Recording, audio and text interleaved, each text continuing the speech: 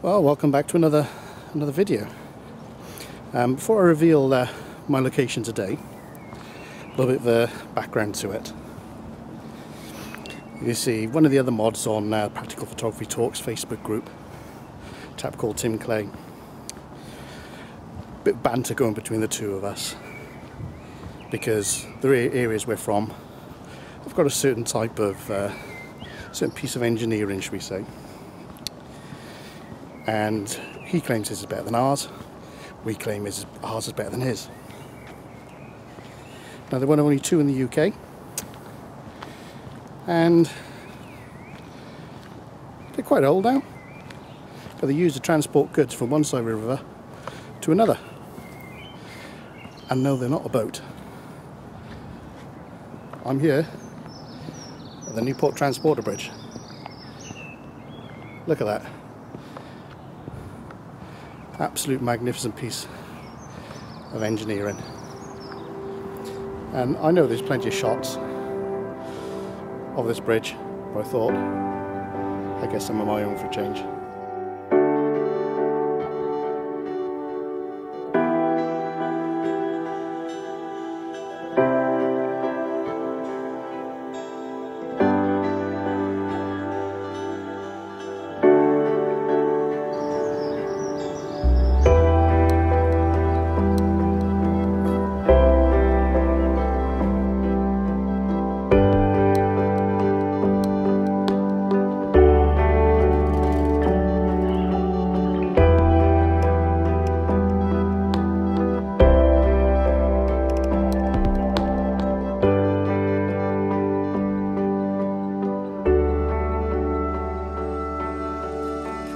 So I'm just having a little wander down the Wales coastal path, which just happens to run down alongside the River Usk. And the bridge is behind me there, and I want to go for quite a wide shot, try and get as much of it in as possible, because as you can see just behind me there's some wonderful high altitude clouds, so there's a chance that as the sun sets, they may spring into life. So excuse me, just stepping over a few pieces of driftwood. Now, it's a shame the tide's on the way out. I think you would have made a nice image with the tide fully in. But hey, we can't have everything. But just look at that bridge. Absolutely stunning. Absolutely stunning. Now, I remember seeing a post the other day by someone about saying about electricity pylons and how he finds them quite fascinating. And I'm stood under one now. And if I'm honest with you, I am looking at it and thinking, that's an amazing structure. Very angular, very abstract, I think is the term.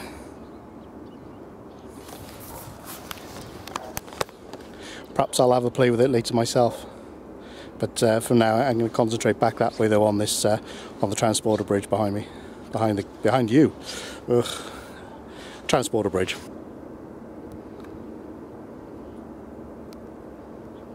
I want to give this intentional camera movement a bit of a go.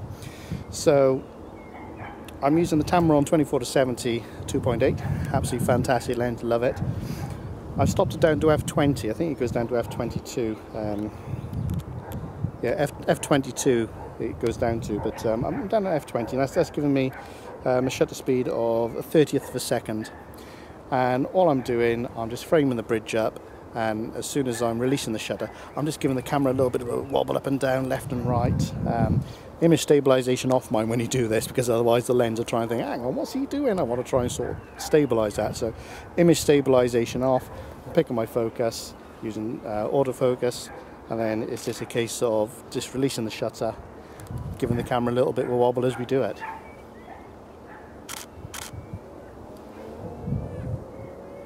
Yeah, I'm actually quite pleased with that image.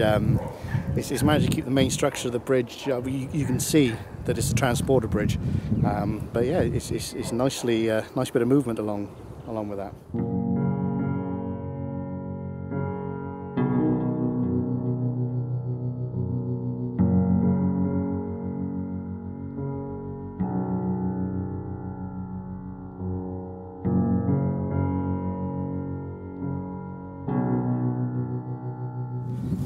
There's also quite a bit of wildlife as well down here. Obviously we've got the reed beds there, and there's quite a bit of wildlife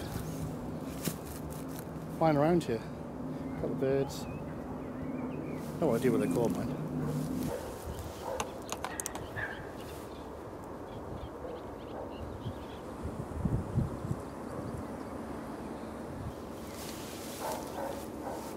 So I'm just using live view on the back of the camera just to zoom in on the bridge itself, just to set my focus really. It allows me to zoom right in, make sure everything's nice and tack sharp. And I've got my histogram up on the back of the camera as well, and at the moment I'm not clipping any of the highlights, nor am I clipping any of the shadows. So hopefully we're going to have a nice evenly exposed image. 2-second timer, shutter release, and yeah, we got a snapshot image. It's a nice composition. I think when we get a bit more drama in the sky though, it's going to make the image a little bit better, but as that stands, I'm quite happy with that composition.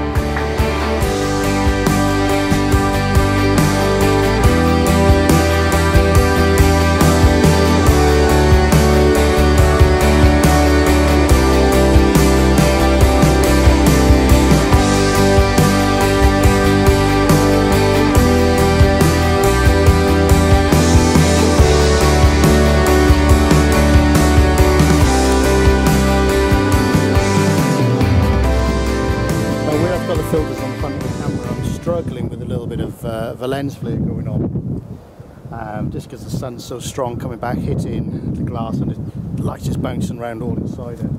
So I'm going to close the viewfinder cover, and what I'm going to do is a little technique, is a good little tip here for you. Take a photograph as it is, and then with your thumb through, see where it is, cover the sun with your thumb, and that gets rid of the lens flare, and then you just merge the two together in Photoshop, and you should have a nice image without any distracting lens flare.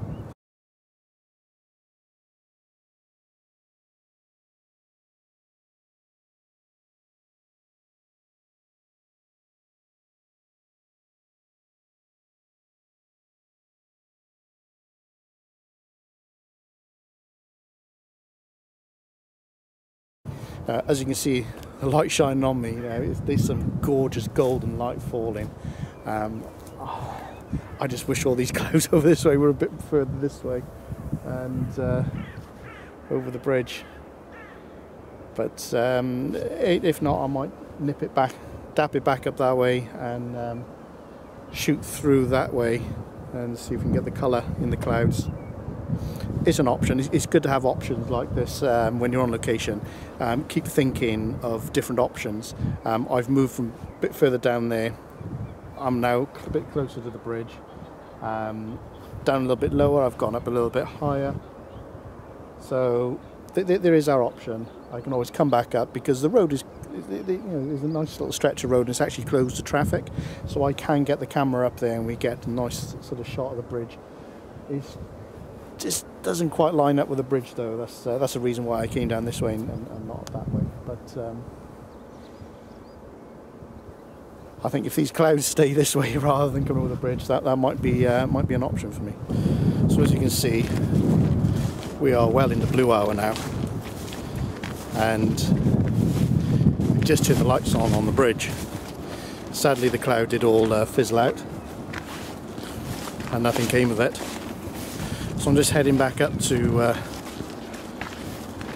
want to say it's the control room, control house, and yeah, we'll see if we can get some abstracty sort of bluish hour shots. So I've come back up now to the main loading deck. I'm underneath the control tower actually, and you can just see the gondola just out in front of me here. Now the lights are on. We've got a lovely blue sky. So I've popped the 20mm Nikon 20mm 1.8 on that, Now the widest that goes is f16, so I've stopped it down to f16 to try and get that starburst effect in the lights. That's giving me a shutter speed of 4 seconds at the moment, which is great because it's getting rid of all the traffic in the background.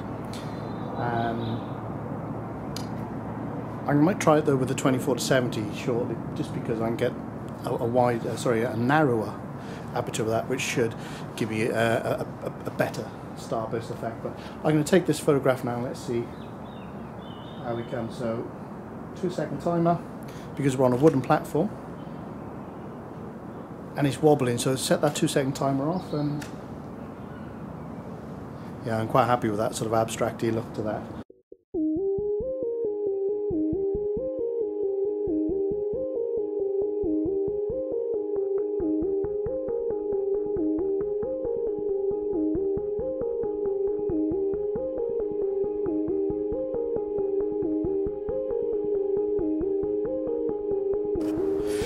You'll have to forgive me if I sound a little bit out of breath, but the sky is absolutely kicking off. Just on the horizon there, it's got a deep, deep red. Bridge is lighting up nicely as well. So I've just run back down to where I was with that pylon just now. And yeah, I might have got the shot I want. I'll put it up, we'll see.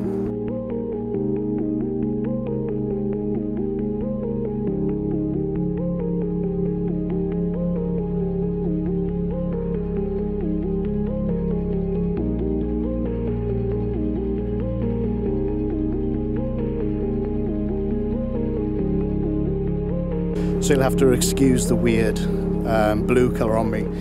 The only light source I've got at the moment is from the back of the camera, shining onto my face. So I'm actually glad I come back down to this spot. The bridge is just looking so resplendent up there, and I've got some nice images which I'm happy with. So thanks for watching. If you've managed to stick around this long, yeah, well done. So before I go, a little bit of fun. There's one of these bridges in Middlesbrough as well. There's only 2 in the country. Whose do you think is better? The one in Newport or the one in Middlesbrough? Leave in the comments below and we'll see what happens.